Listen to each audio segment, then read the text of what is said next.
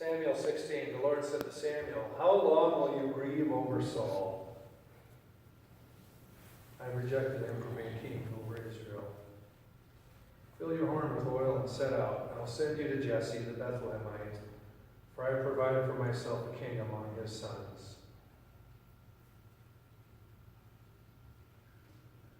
How long will you grieve?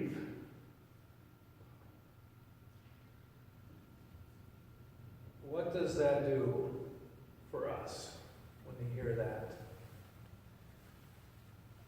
When I heard that, the reading, and I thought about it, I thought about the different griefs that I have experienced. I'm in my mid-50s now, I guess. Early 50s. 54. Not the mid yet. And some are longer than others. I didn't know it at the time, or I learned it before, or after this reading, but last Saturday I went to a funeral for Chris Yarder. He was here for a short time as a youth worker. I got to know him. I knew his dad, Lee, pastor at Minot. And I saw the grief there of a father and a mother burying their son. An adult son. He was 48 years old, but still. Doesn't matter. There's something backwards about that. By meaning, children are supposed to bury their parents, not the other way around. And when I saw them, the grief, of the coffin in the hearse, and he was going to be cremated, so his remains will be brought back, and then they can put him wherever his remains, wherever you want.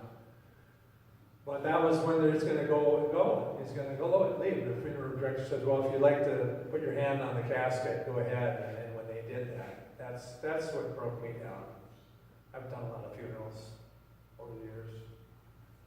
But whenever I see a parent burying a child, I don't care how old the parent is or how old the child is, that's the hardest for me. And so I think of that grief. I think of that grief and the grief that I had as a child when my best friend died. Neighborhood kid. And I was in the 4th grade, he was a 3rd grader. And how much grief can a 4th grader have? But I still remember it to this day, so I guess a lot. And we were driving to the YMCA in Albert Lee, Minnesota. And as we came around Fountain Avenue, over Bridge Street, you can see Albert Lee, Fountain Lake. You can see across the street, across the lake, where the swimming beach was. We were driving to swim in a pool. It had a chlorine pool. We thought that was really cool. We could always swim in a lake, but we wanted to go in the pool because it was a new YMCA and there's a diving board and blah, blah, blah. So we're riding in the car, and I remember looking across and seeing flashing lights on the beach. I didn't think anything of it. There's red lights flashing. I could see it. Went swimming, did that, go home Saturday morning. This is Friday night, Saturday morning. I'm going to go to Tim's house because we always hung out, did stuff.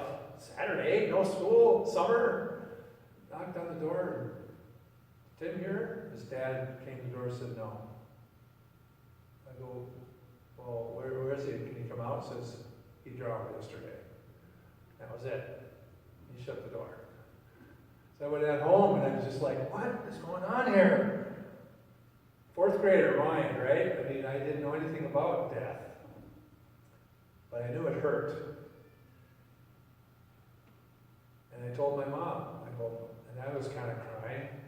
And I told my mom, "Mom, Tim drowned yesterday." And she fell apart. And then I cried louder, because then I knew this was serious.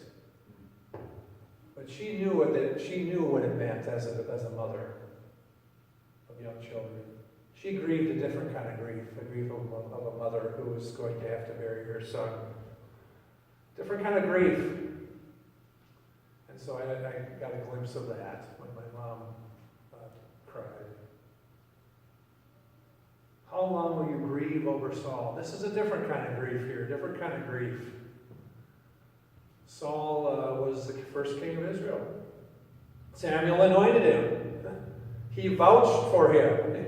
He gave credence to him. He tried to help him. He told him, Saul, you can't do that. What are you doing? So, I mean, constantly, time and time after again, finally God had enough. So why was Saul grieving? Or why was Samuel grieving over Saul? The death of a dream. I've heard of parents who haven't had many parents. I haven't had any actually who lost a child to stillbirth. But I remember one pastor saying that for him that was the difficult one, the death of dreams, of what might have been. Not the loss of what was, of a young child or an adult child, but the death of what we never had. All grief stricken. How long will you grieve?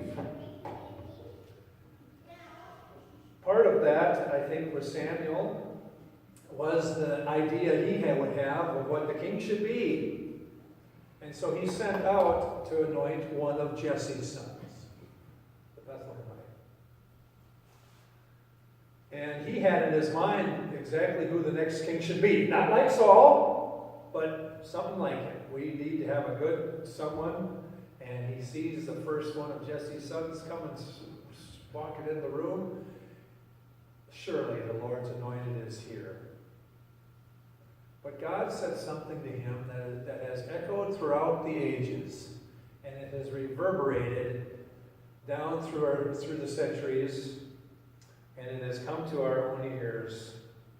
But the Lord said to Samuel, do not look upon his appearance, or on the height of his stature. The Bible describes Saul as, in so many words, tall, dark, and handsome. Okay? So it's interesting what God says here. Let's not look at how tall this guy is. Why?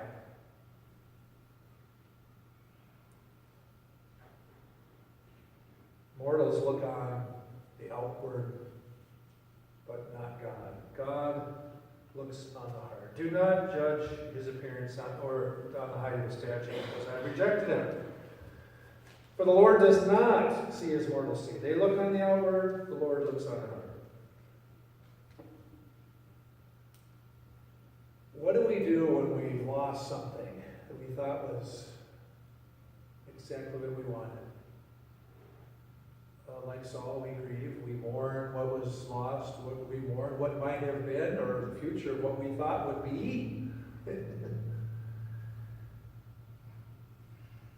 And yet the Word tells us not to seek or to look at what is on the outward side.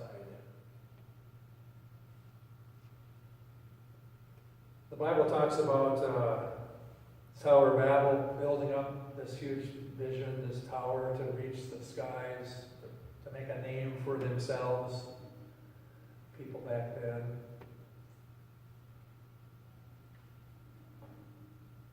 The Bible talks about the rich man who wanted to tear down his old barns to build up new ones, to make a name for himself. There's a lot of there's building going on all the time. You can see it down on the south side there. They're building to do something. I don't know what it is, but I saw the lumber laying there and building up. What are we building in our lives?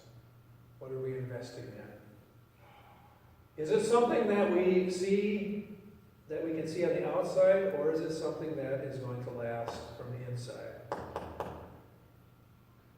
That's what kind of struck me here. Just learning about grief, revisiting that at the funeral, thinking about my own life. How long will we grieve over things that we've lost, that have left us? That's a good question that the Lord asks him.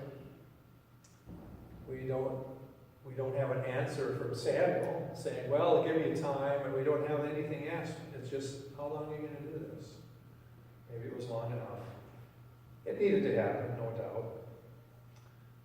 But he goes and does what the Lord says. And I like this story because he goes through all the sons and says, is that it? Because the Lord told me it's got to be one of your sons, and none of these are it. You can imagine the Jesse being perplexed. What do you mean? What's wrong with my sons? You know, that. What do you mean? I take offense at that. Neither has the Lord. Are all of them here? Well, yeah, there's still one, yeah, but he's the shepherd guy, you know. It ends up being the one. We know the story. It's David, the shepherd boy. But again, think of the times where we thought we had it all figured out, and you know what? That just wasn't the way it was going to go. And we come to the realization, we see it, it's clear, and yet we grieve what we thought we had it figured out. I do. I do. But he moves on, and God's will is done, even though neither one of them thought God was going to do it that way.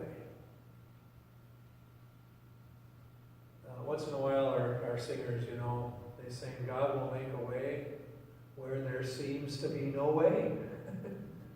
He works in ways we cannot see. God will make a way for me. He will be our guide. Hold him closely to your side. And I think that's part of the challenge. We live in a culture, a society that promises glitz and glamour and success and all this stuff, and you know, we want our portfolios to go good, our investments, we pay attention to the stock market and all that sort of thing. Those sort of things are important. But there's other things more important. And to keep balance, to keep being able to let go of some of that, it's a challenge, no doubt. But the Lord does not see as mortals see. The Lord looks on the heart.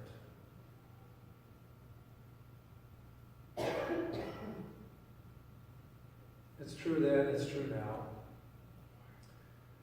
God does work, will work, and in ways that we don't expect, the ways we would not imagine. Or, I like to say, if I were God, I would have done it that way.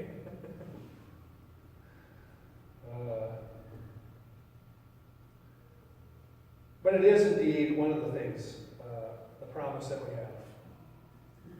We're getting close to the end of our Lenten season. We have one more Sunday, this Sunday, and then it's Palm Sunday, and then Holy Week. We're journeying closer and closer to what that middle one is, right?